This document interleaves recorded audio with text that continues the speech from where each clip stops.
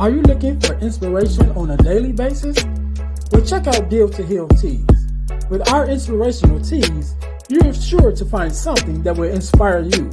Just go to dealtohealteas.myshopify.com. That's Deal to Heal Teas. Get some inspiration in your situation. Wear inspirational tea and be inspired all day. That's Deal to Heal Teas at dealtohealteas.myshopify.com.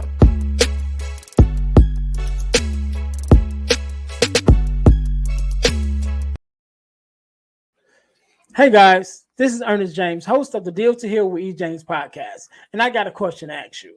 Could you buy me a cheeseburger? Better yet, could you buy me a value meal? Yes?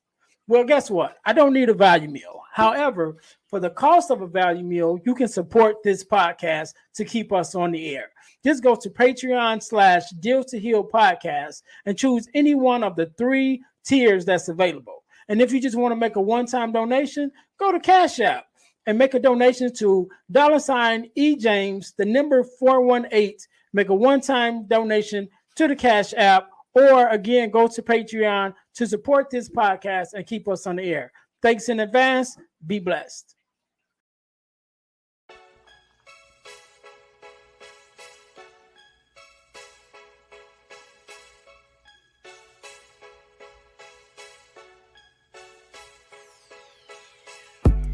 Welcome to Deal to Heal with E. James podcast. On this podcast, my guest and I will discuss topics and ways to help us to heal in every area of our lives. I believe that everyone can live a life that is happy, healthy, and whole. So I'm on a mission to help people to deal, heal, and fulfill. Deal with your problem, heal from the pain, and fulfill your purpose. Thanks for tuning in. Let's get to it. Welcome to the Deal to Heal with E. James podcast. I'm your host Earnest James, and I believe that everyone can live a life that is whole, healed, and healthy. And therefore, I'm on a mission to help people to deal, heal, and fulfill. To deal with your problems, to heal from the pain, and to fulfill your purpose. So thank you guys again for tuning in once again with us on the podcast. If you haven't already, make sure that you subscribe, like, and share on your various platforms. Definitely on YouTube. We want to get them YouTube numbers up on Spotify or your listening platform. We're also on IG. We're on Facebook. We're on TikTok. Wherever you want to find us, we're there. We're trying to be there. So make sure you like and subscribe and definitely share with someone else if you're getting some value out of this podcast. So again, thank you guys for tuning in. And today, just like any other day, we are blessed with a guest, Miss Danielle. How are you doing today? I'm great. I'm blessed. How are you? I'm happy to be here. I am well. First of all, let me say thank you for being here, because I know you could be doing anything else, but you took our time to talk with me and my listeners, and we definitely appreciate it. So thank you for being here. So we're gonna jump right in. So the first thing I would like you to do is tell us who you are and what it is that you do. Oh, I am Reshae Danielle. I am an author. I have my first book coming out in September, well the middle of September somewhat. It is called The Grass Ain't Greener. I am a serial entrepreneur. I have about 3 businesses and I have 3 loving kids. So that's about it. All right. So, Ms. Danielle, I know that we are.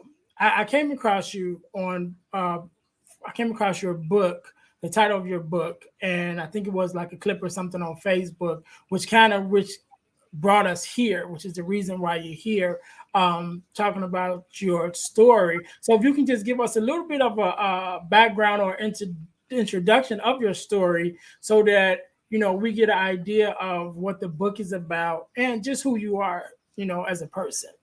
Absolutely. My book is based upon the grass is not greener being told one thing, but then getting into a new relationship or friendship, and it's an opposite. The book is based upon me being young, married, and divorced young. So it's the growing pains, the healing with my kids, myself, and where I am today is basically what the book is about. I came Okay. upon writing the book basically like years ago. I think I started in 2017. Then I stopped because I was like, no one want to hear my story. Everybody else, they've been told this, but it's just that something just kept pulling at me this year to go ahead and get started. So that is why I'm here today.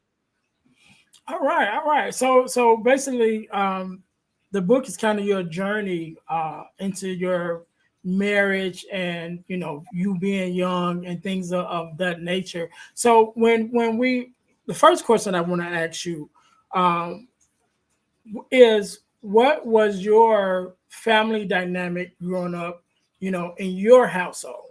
Because a lot of times we find that we repeat what we see, so if we are in a family that, maybe your parents married young, then maybe you may marry young. If you're in a household where, your parents, had children young, you may have children young. If you're in a household where your parents are separate, and so doing the single parents, mother or father, either way, that plays a part in how we look at relationships and how we go into relationships. So just even before we get into talking about your marriage, what was your family dynamic, growing up, personally? My family, I come from a big family. My mom and dad been married for 37 years. I'm All 37 right, years old. all right. So they did marry young. My mom had started having kids young, so that was, may played a part in it. I like they're still married. All of us are grown, have families, so I don't think that played a part in it. Um, Mm. me being married young, I got married at 22 and we got divorced at I was 25. So I just like jumped into something. I did love my husband. We were truly in love, but I did not know what entails in a marriage. My mom and my dad was the breadwinner. He worked. My mom was a stay-at-home mom until we all got of age. So I did not know like the finances or the dynamics of being married. Growing up, my parents, they did shelter us from a lot of things as far as family wise. I'm from the country, I'm from Mississippi. So we all just grew up and went outside and played. So there was never a time where we was listening to our parents like discuss finances, or we was listening to our parents and discussing problems in a marriage or anything like that. Don't get me wrong, where there were arguments, but it wasn't like kids today where they're like Mhm. right there on their phone or on their tablets. We was outside if things were going like that. So that was, my family part. Okay, okay, cool, cool. So it didn't really have an effect in that sense of it. Right. Um, Definitely, I know I can understand. My parents were married until my mom passed away a couple years ago, um, and it was nine of us, big family. I consider it a big family. Yes. I know some people that got more, but Right. but it was nine of us, and definitely a big thing. And so I know you were young, Hmm. going there, and you say you just kind of jumped into it. Um, what do you think was the reason what made you want to get or even consider marriage at such a young age? Because I think that, definitely in our 20s, at least until we like 25, we Hmm. don't really know ourselves. We're still, because you're coming out of high school about 19, 19, 20, Correct. depending on, where your birthday falls. And so that new freedom, Hmm. the new responsibility of being responsible for yourself. And, like I said, probably until you're like maybe 25, you're really just kind of figuring out yourself, Yes. So what do you think made you even consider marriage at that time being so young? We was in love. I was with him when I was 18 years old. Um, we moved in like right away. I think I turned 19 because I was 17 when I graduated. So that I was young, rolling, coming out the door. I was really young. Right. So, you fall in love and then you want to move out your parents' house because you want to be grown. That was me. I had a daughter, my oldest daughter. She's 18 now, and she actually just graduated a couple of weeks ago. Congratulations. Thank you. Yeah, to me. Look, that's what I tell. That's mine. So that was that. We was in love and young, and we wanted to be a family, and we thought we could do it. But just like you were stating, in that state of mind, you really don't know yourself. And I hear people saying that all the time, like now in today's age where love doesn't have an age. It doesn't, but mentally, you're I don't think you'll be ready for marriage at 20, 21, 22 because you don't know yourself. Like me, 37 now is not 22-year-old Reshae. Right. Those Right. are two totally different people, Right. so that plays a big part in our divorce. And that is another reason for the book also because me, I didn't grow. I grew up after the divorce. Like it was a snowball effect. High school, relationship, marriage, kids, relationship, marriage, then divorce. And it was like I didn't know where I was. I had went through so much in such a short period of time to where, it was like 32, 33 to where I was like, girl, you got to, get it together. So that is when I started writing the book. Right. Right. And so that brings up something else that you just said, if I'm not mistaken, you had a child before the relationship, Yes, right? I And so would that child be have a different father than the yes, husband? yes, So that brings in a whole nother dynamic that you yes, definitely was young for, talking about, a different father figure than the actual, your husband coming in, being a father, right, to a child, stepchild. I don't really like to use the term exactly, stepchildren.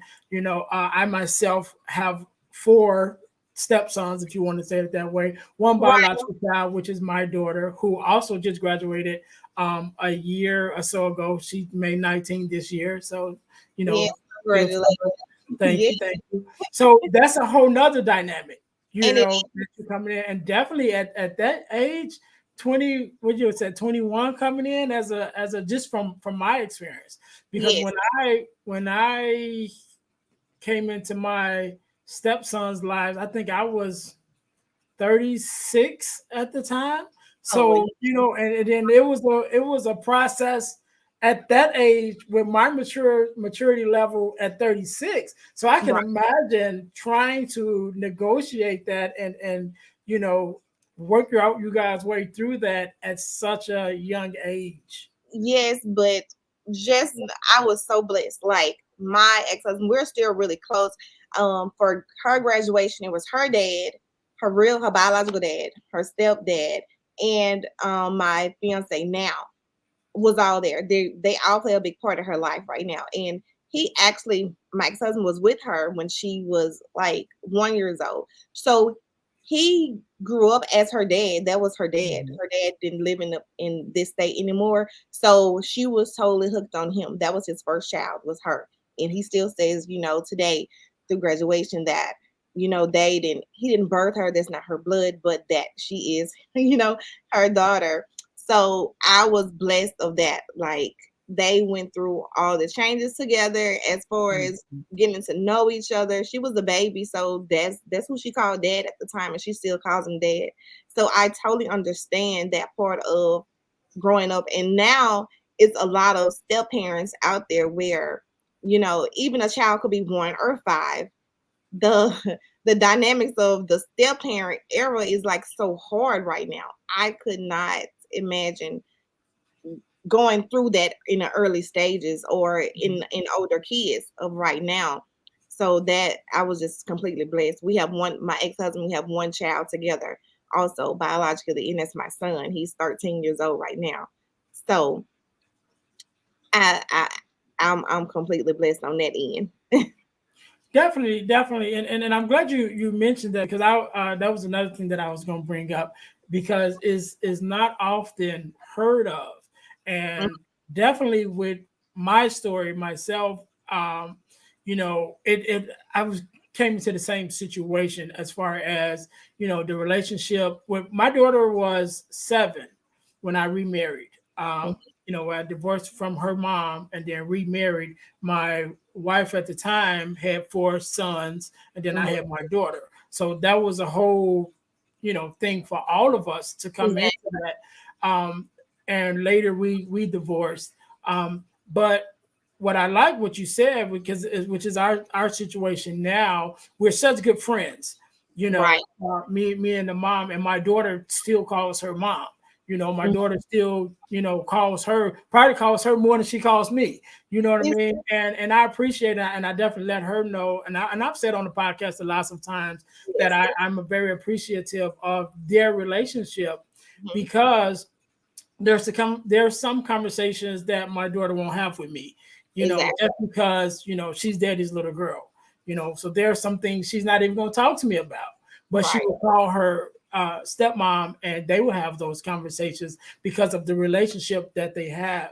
Exactly. And so I'm definitely blessed for that, and I love, like you said, with all you guys at the graduation, and Yeah. definitely all the men who played a major part in her life, all to be Yeah. mature enough to be in the same place, in the same room, and recognize each other's contribution to your daughter's life. And like That's you said, with the step parent pool, nowadays, and I think they kind of make it harder than it has to be. I think a lot of people just yes. misunderstood, misinformed. You know what I'm Mhm. saying? Like, it doesn't have to be that. You know what I'm Right. saying? You can't. It starts with you, and it's how you build it and how you work at it. And I'm glad that you guys were able, like I said, to come together and them men to recognize the part that they Yes. played in their daughter's life. Yes, and like I said, that is a blessing. And even my ex-husband, he's remarried, and his wife and I, we're on the same page. Even with my son, we was out the other day. He was like, "Mom, may I have his ex-wife is Janine? May I have Miss Janine number so I can text her something?" And I was like, "Okay," or I text her if I need something from her. It doesn't have to be as hard as people make it. As long as the communication is correct, then on all ends, all parties, it could be amazing, not only for you, the parent, but also as for the child, because you have to put yourself aside and do everything that's possible for that child. Yeah, and I think that's the biggest thing. And coming into a relationship, as a step parent, you know what I Hmm. mean? You have to realize that it's a package deal. If Exactly. you're coming into the life of this person who you growing to care about and learning, but also you have to learn that child. And you have to have just as much love and care for that child as you do as has have for the person that you are in the relationship with, because they're a extension of Yes. that person. And so if you come into it like that you're building 2 relationships, at the same time, basically, with 2 people that you should care for, 2 people that you should love, being Right. that spouse, and then the spouse's child. And I think that when we look at it that way and recognize it that way, and also treat that child how you want your child to be treated, Exactly. it will work out fine. Exactly. And I'm glad for you guys that you were Yes. able to work that out. Yes. So let's go back a little bit. So we're in this new marriage, and we're young. Yes. Very. We're coming into this new marriage, and we're young. We're trying to figure it out. And so here's a question. So was there anyone that you guys could go to at that time, to find out how this thing is supposed to go? Because like you said, and even in my situation, although I seen what a healthy marriage looked like from my Right. parents, I wasn't taught how to develop that. I Yeah. wasn't taught how to build that. I seen what it looked like, Right. but that's like looking at a picture on the wall, say, wow, that's a beautiful picture or a painting, but they don't mean you know how to paint it. You know what I'm saying? Exactly. So Right. was there Right. anyone at that time that you guys could actually go to and have those conversations? Like, okay, what are we supposed to be doing here? How do we make this thing work? Yes, absolutely. My parents, my sisters, because my oldest sister, she's been married for 18 years now, so she had been married a while. Even my pastor, but me being that young, I did not want to. I didn't have the mindset to go get help. Only thing I had the mindset was to do was this what I wanted to do, and if you don't like it, then that's your problem. That was me. I'm gonna do what I like. A rebellious teen. I was like a rebellious wife. If I wanted to go out with my friends, I was going out with my friends, whether you liked it or not. But that was just the immaturity of that moment, So like now, I wouldn't dare do that because you have to think about your life and yourself and put yourself in those shoes. Even though I do have personal time with my friends, but it's also family time. I wanted to go out every not every weekend, but a lot. I wanted to hang with my friend girls after work. I didn't want to go home and cook and be a mom and be a wife and listen to all this other stuff. I wanted to do me.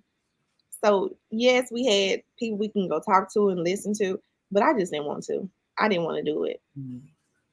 So okay, so and making that transition or developing that transition from who you were then to Hmm. who you are now, what would be some of the lessons that you think that you learned that help you to develop into who you are? Because I know you mentioned about, first of all, the desire, right? Because you have to want to have the desire to want to be a better whatever, a better wife, a better mother, a better whatever. You got to Exactly. have the desire first, Yes. But then once you have the desire, what would be some of those lessons that you may have learned along the way to now you're married again, you're remarried and happily married, I'm assuming. And Yes. now you're, it's like, okay, I got this thing together, especially to the point I can write a book about it. You know what I'm saying? So what is that transition like? What does that transition look like? And what were some of the lessons that you learned as a woman now, as a married woman now, and looking back on the married woman that you were? It was like, okay, that was wrong. This is how I corrected it. This is what we at now. Yes. Compromising, prayer, understanding, knowledge of the two. It's not just about one person, it's two. And my number one thing is knowing who you are. Because if you get into a relationship and it's all about one person, then you will be drowned in that person's shadow. Like you wouldn't be standing out. This is a team. This is a power couple. This is two people and not one. So those are my main things that I say to anyone that asks those questions. And the number one is knowing who you are. I did not know who I was back then. I just wanted to do what I wanted to do. I didn't know how to be a wife. I didn't know how to be well, I barely know how to be a mother. We only had one child at the time, and at the end of the marriage, we had my son. And then when we divorced, I still was not into being a mother, even though I had two kids. I was still into that same mindset until I just woke up and was like, Reshae, you got to do something with your life. So if you're going into a marriage or even a relationship and you don't have yourself together, if you don't write down your goals or think about what you want to do, not this facade on social media, of what you can be, because that's all it is.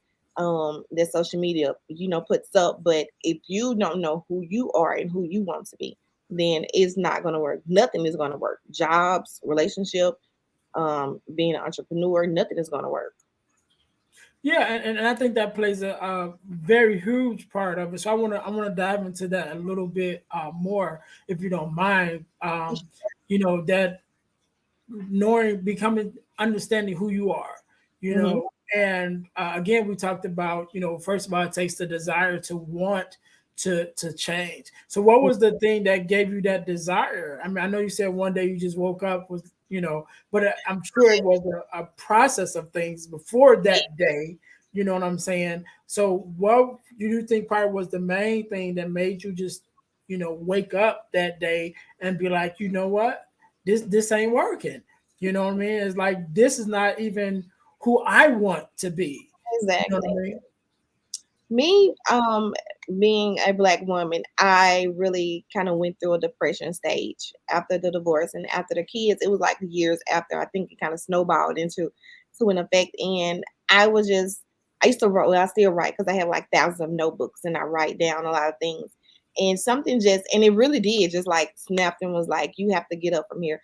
And it's really my kids because I look at it like you have to put on like your big girl. I say big girl panties. You have to put on your big girl panties and be there for your kids. Your kids are the people that's watching you. And now my daughter's 18, my oldest daughter's 18. I don't want her to look back and be like, oh, mom didn't do anything or she didn't succeed in life or anything of that nature. You know, I want them to be happy. When I'm looking at them, a parent, they knows when their child is genuinely happy and they see you happy. If they see you down and out and depressed, then it reflects off them. So I had to do better and be a better me for my kids. Um, that's the number one thing. Yeah, and I'm glad that you mentioned about the depression. So, and I'm glad you mentioned it because I like to make sure, and especially when we're dealing with things like depression and suicide and things like that, I like when the regular people acknowledge it, right? Right. Because it allows us to know that we're not crazy. You know what I'm saying? Exactly. And so I often share my own story of depression and even having suicidal thoughts after my first divorce from my daughter's mom. You know, Hmm. going through that time period, it was a couple things I was dealing with at that time. Of course, the divorce, debt. You know, I had some depression, and then my mom passed away. Hmm. And also, even before that, um, my daughter's mom, her mom passed away, and I was very close to her mom. We had our Right. own relationship.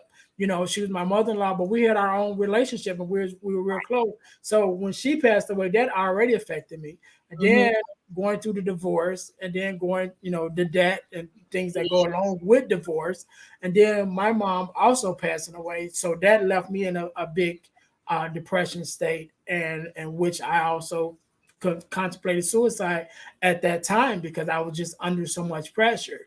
And Right. again, it was that thing like, okay, finding something to live for, and that was my daughter. Is what I came to, begin to wake up because going thinking about my daughter and the lives that she had already lost, the loved ones she had already lost, Hmm. and my daughter was my shadow. Like everywhere I go, she was with me. So she was like Right. this little girl, and I'm like, what is going to happen to her if I'm not here? You know, Exactly. and so that was one of the things that woke me up like, no, I if nothing else, I got to stay here to make sure she's okay. Exactly. And Exactly. that kind of gave me the beginning. It wasn't enough to bring me all the way out of it. Right. It definitely took some prayer and some help from some people that loved me and cared about me to nurture me and help bring me out of it. Out of that process. But again, that's why I like to talk about it Yes. because number one, we as a community don't talk about it enough. Oh. And now it's becoming more of a topic, but I don't want it to be just a social topic of the time.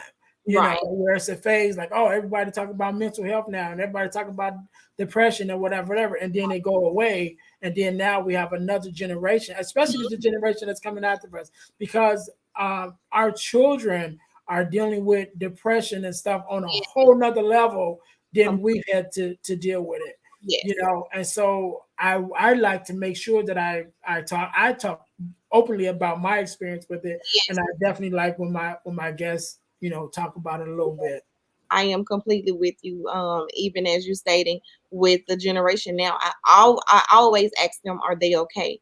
What are your friends talking about? What are you talking about with your friends? Even if you don't want to tell me, I'm going to still listen to your conversations, even if it's over the phone. My son is a gamer. Even if it's on the game, whatever he's watching. My youngest is 8. She's a mommy's girl, so she really don't have any friends. But my oldest two, I try to stay a close eye on them because their depression is like a sinkhole. they're not talking, so they're slowly, going into it faster Mhm. than us. Even though we're not talking, we're still moving, we're still going through our day to day, dealing with everything as well as dealing with what you have going on inside of you. So I try to stay on minds all the time with what is their mental health. In today's society, they are like painting a picture of depression or painting a picture of mental health, and it's so not real. That's why you stated like real people. Yes, I am a real woman that deals with it, and it's not easy. It's nothing that you can just snap your fingers and come out of it. Even though I've I've been out of it, I still have good days and I have bad days. Even Mhm. though this is a process, it is a healing journey. Yeah, and I know is big with our children. I actually did a recording, a podcast recording when I had my daughter on. I actually interviewed Oh, my daughter, and we sat down and we had some conversation. And I allowed her or I asked her to ask me some questions or whatever. And one of the questions that she brought up was depression, dealing with depression. And after that, my oldest son lives in another state, and he happened to come, to visit with his daughter. And I picked him up from the airport. And hmm. in our conversation, and me talking to him, asking, how you doing? How's married life treating you? Because he's in his 20s. So I'm like, I know it's not easy. You're in your 20s, you're married, and you got a daughter. So I'm asking him, how he's doing and checking on him, and he began to, also confide in me about, some battling with depression. And so, I made it a mission to constantly, send them, send them things and books and, Hmm. videos or just things to constantly feed their minds so they're not falling, Exactly. deeper into this, but they're actually pulling out, and also having them conversations with them, to help them do better. Um, but yeah, so I like I said, I appreciate it when you mentioned it because it is something that everyday people like us, we deal with. Yes. And definitely, like I said, I definitely like to talk about it in our community because we don't talk about it. And And as well as other things. Again, when I mentioned about when my mom passed away and my mother-in-law at the time passed away, I started to take in bereavement. I joined the right. bereavement group, Yeah. and out of the time I was there as a participant, and then I became a volunteer, and I Mhm. was doing the meetings with them. Outside of myself, it probably was only, I would say two at the most, but definitely one, black family to come through there. And I'm like, I know we're dealing with it. I know Exactly. what's happening, but we're not seeking out the help, that Exactly. we need. And so I even started a nonprofit after that, named after my mother-in-law and my mom, called and Christine Charities, in which we started doing bereavement sessions in our community, to bring the bereavement to them, Oh, So we started doing that, and so I just know, again, like I said, I'm glad you mentioned it because I want it to be the norm. I don't want right. it to be a taboo, conversation, whatever it is that we're dealing with. That's the whole platform is to, find healing in every area of our life. And I Right. know that's an area that we're all dealing with. Is in some type of way, and as you say, it's a taboo, or it may be a, as they say, a trend. This is not a trend. This is something that people go through every day. I mean, from the smallest child to the oldest person in your family, there's someone that is going through this. Right, right. Yeah. So again, thank you for mentioning it. And we went on a whole nother thing. So let's go back. Let's go back. So you're married. How long were you married? Who's only married for 2 years? 2 years. Okay. Yes.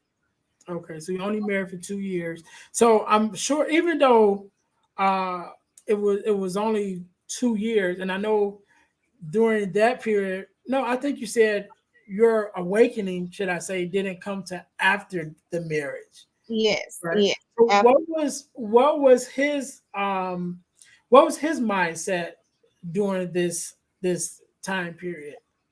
The after or during the divorce? We're during the marriage Oh, before, coming he up with was the he divorce. was still holding on to the marriage. He wanted to stay married. He wanted us to work through it, you know. But I tell anyone, even if I were to do it over again, I still would not be married to him. He's a great friend. He's a great person. He's a great father. But I still would not be married to him. So he was still holding on to it until the divorce, and then he just let it go.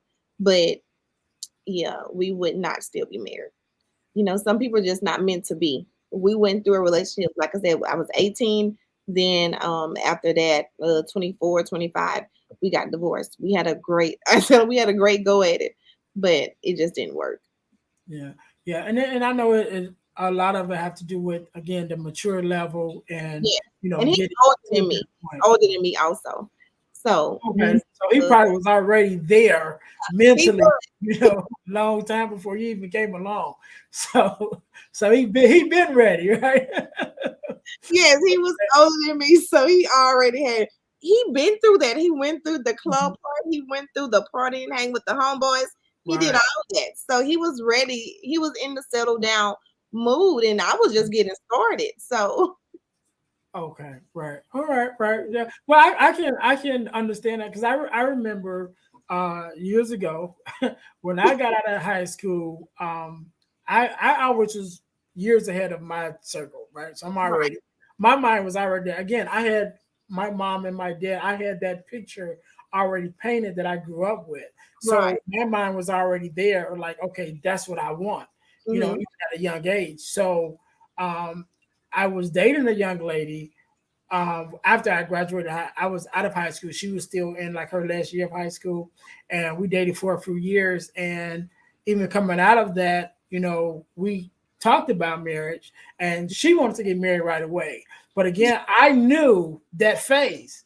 Right. And I'm Right. like, nah, Let's you gotta wait. have time to do all whatever you're gonna do, because what I don't want is to be married and then you start going through that phase, Yes. or to be married and you might not go through that phase, but now you have resentment because You you re- didn't get to do it. exactly. And Exactly. so I already knew what that looked like.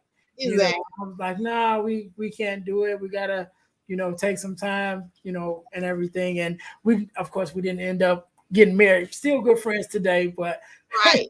again, like I said, that age, and it just, Yes. it was what it was. But I definitely understand that when one person have that mindset and then Right. the other person, still has to go through that phase. I never went through the phase because I never wanted to.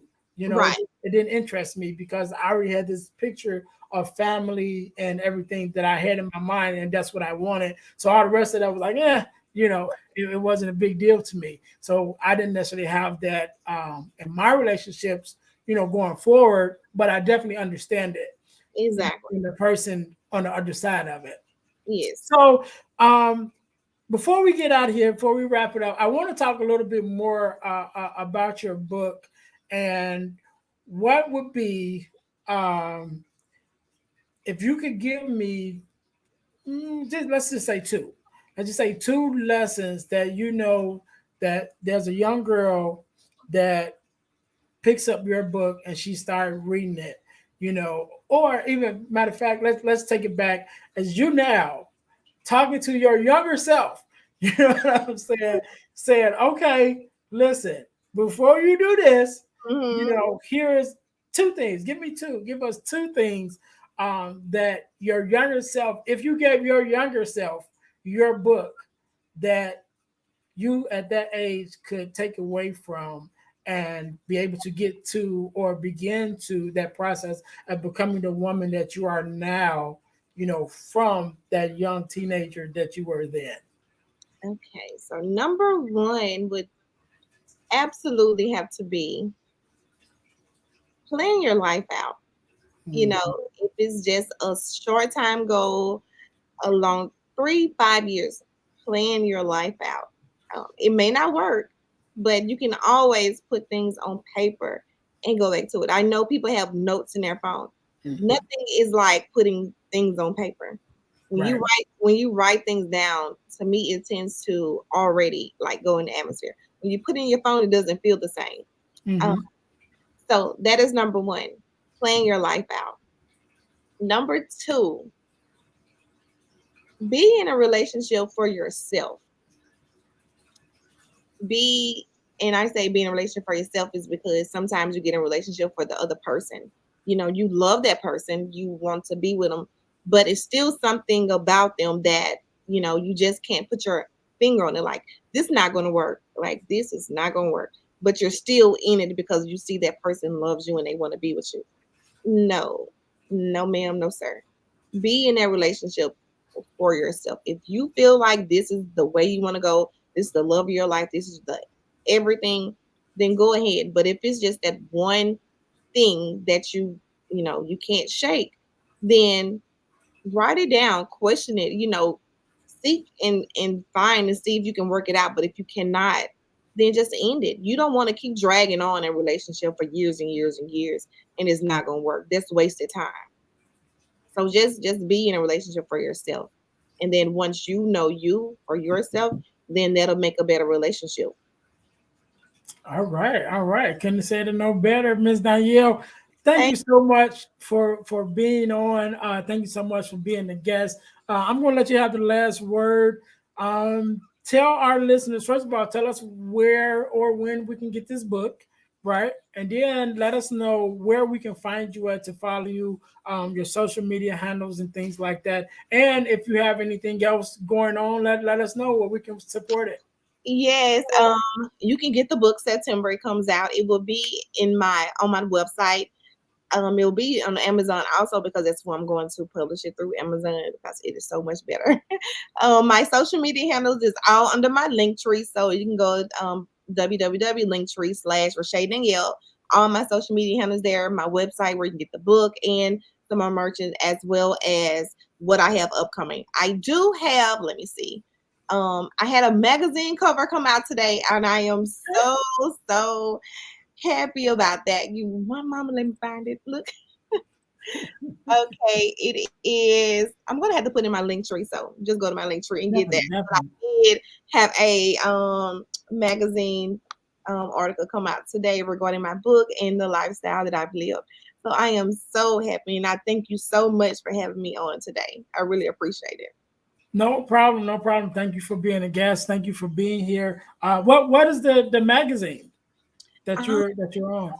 look, I can't even see it right now, so I'm gonna have to send it to you Okay, later. it's all right. It's all right, cool. But just make sure you send me all of that information. I'll make sure all those links and everything be Yes, on the description of this when we post it. Again, thank you so very much for taking out the time to share your story and thank you. to enlighten our listeners with your story. Again, this is the Deal to Heal with E. James podcast. I am your host, Earnest James, and I believe that everyone can live a life that is whole, healed, and healthy. And our mission is to help people to deal, heal, and fulfill. Deal with your problems, heal from your pain, and fulfill your purpose. Until next time, thank you guys for listening, and we will see you next week.